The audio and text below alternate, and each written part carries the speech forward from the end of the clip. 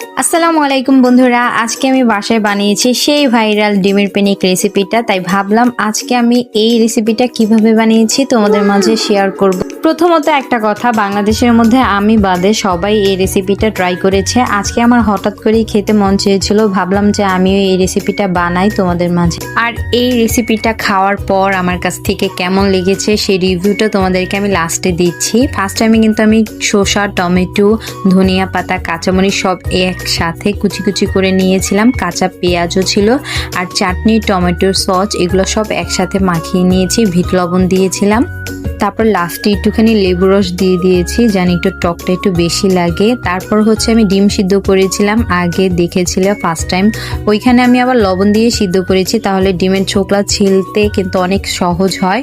আর এখন দেখো ফাইনালি আমাদের বানানো শেষ, এখন আমরা এগুলো খাবো আর তোমাদের বলছি আমার থেকে কেমন লেগেছিল।